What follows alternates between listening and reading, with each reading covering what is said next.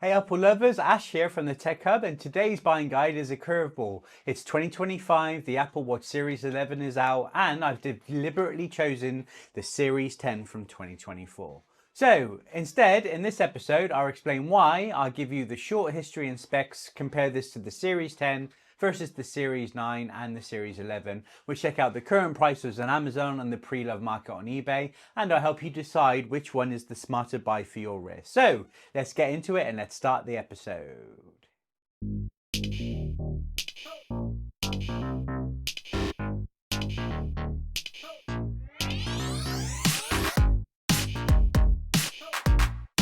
So before I give you an overview and we'll tell you what's coming up today, those of you that have watched me regularly know that I have had the Apple Watch Ultra for about 3 years, and then I upped it to the Apple Watch Ultra 2. I'll put those links in the I'll put links below for videos on those. And then I had a realization. I mean, it was a lot of money to be walking around on your wrist, as much as I loved it. And then I didn't really, for me, I've kind of, because I've had this similar watches for 2-3 years, I've kind of stayed out of the game when it came to watches. So yes, I've kept my ear out, and I've sold pretty much 4, 5, 6s and 7s on my eBay, but never the 10. So anyway, I came across a 10 as an absolute bargain on Facebook Marketplace.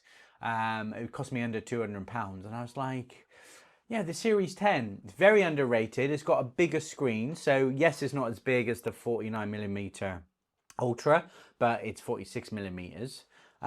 It's thinner, which I like. And I was like, I've never had a silver one.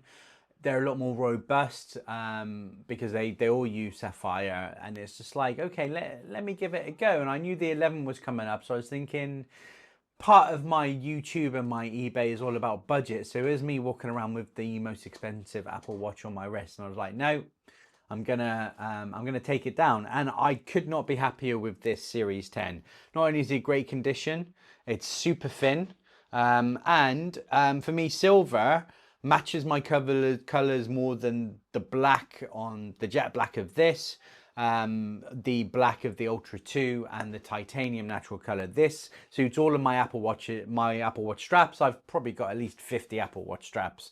So universally, I think it's here. This runs the latest watchOS amazingly as well. So watchOS 26 made it feel like I was getting a new watch too, but I still can't get over the thickness and how good this watch is. I could not be happier with my choice in what some would see as a downgrade. Now, I did this just before the Series 11 came out. I was a bit worried that, okay, maybe the Series 11 is going to do something and I'm going to regret getting the 10. Not at all. And in fact, it cemented how I feel about this watch. And I can probably see me upgrade every 2 years for me. The odd numbers are now the S years, which we'll look at today. So let's look at the overview of this episode. So quick headline, the Series 10 gives me 95% of what I want for noticeably less money. The big Series 11 upgrades are nice, so tougher glass, 24-hour battery and 5G on cellular models, but for my use, my iPhone's pretty much always with me, especially with notifications, sleep and workouts.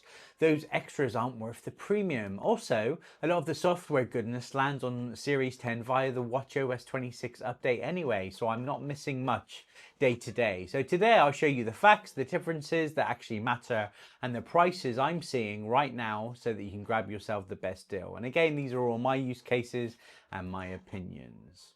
Now let's get into the history and specification.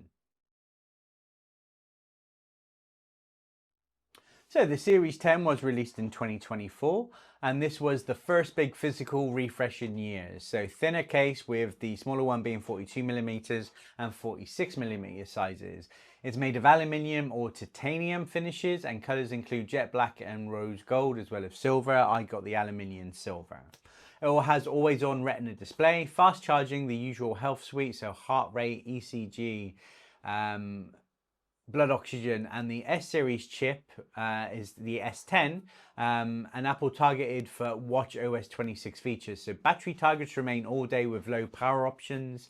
Band compatibility is maintained, and many models ship as carbon neutral when paired with specific brands. And the rumored 10th anniversary one with a different band feature never happened in the end, and I'm so glad they didn't do that.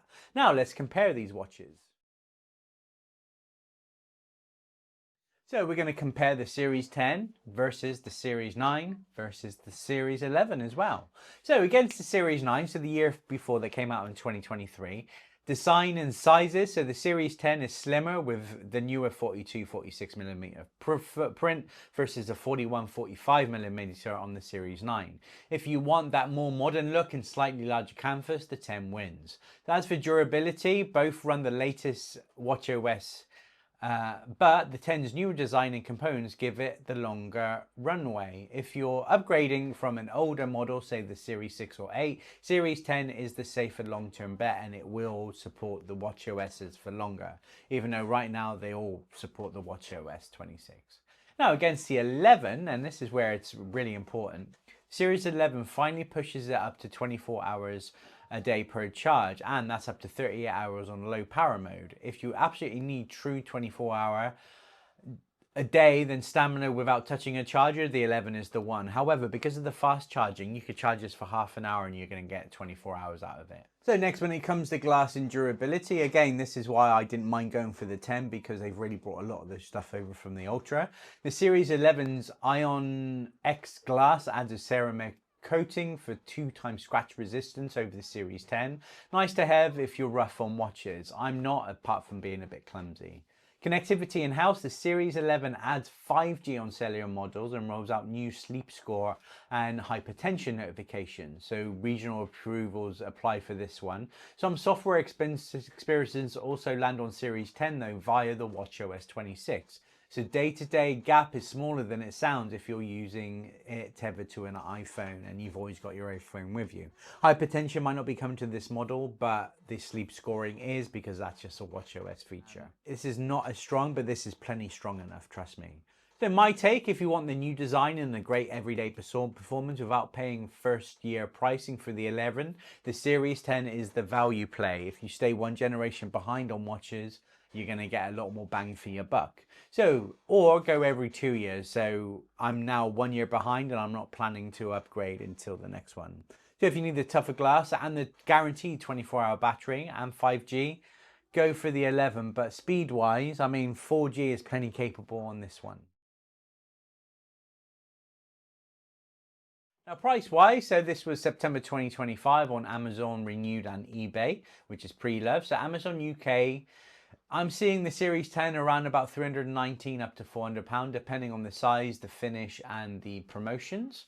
Prime events have pushed the 46mm down to about 325 recently, which is excellent value. Now the watchOS 11, as of this recording, has only just been released. So pricing is always volatile with watches, especially on eBay. But on eBay, typically listings for the 10 offer around 240 up to 350, depending on case, bands, accessories, box conditions, and if it's got cellular. So with occasional auctions dropping near £200 for a 46mm. Always check the seller feedback and battery health claims, as well as seller feedback. This one, the reason I got such a good deal on this one as well, it's under 200 quid and it's cellular. So buying tip, if the Series 11 is only a tiny bit more at retail on the day you buy, evaluate the warranty, 24-hour battery and tougher glass. If the gap is 50 or less, I'd go for the 11, but in the real world, the Series 10 usually wins with the price gap, and you can definitely start to see some awesome deals on the Series 10 because the Series 11 has just been announced. So here's my verdict for 2025. I chose the Apple Watch Series 10 because it nails the essentials: modern design, strong performance, excellent display, full Apple health safety features at a much better price than the Series 11 right now. If you're a runner who needs day-long GPS without a top-up, or you want the absolute toughest glass and 5G on your wrist, go for the Series 11. But for most people, especially shopping smart on Amazon deals or eBay pre-loved, and why you're probably watching this video, because I'm all about value and budgeting, the Series 10 is the sweet spot. You will not be disappointed. If this video helped, drop a like, subscribe for more Apple buying guides, and of course my iWeekly episodes, and tell me in the comments, Which watch are you rocking in 2025, or which one are you planning to get if you're planning to get one? Please be kind with those comments as always. Please follow me on Instagram and Threads at TechHubWiltsUK and check out my website at www.techhubwiltsuk.co.uk, and I'll catch you on the next episode.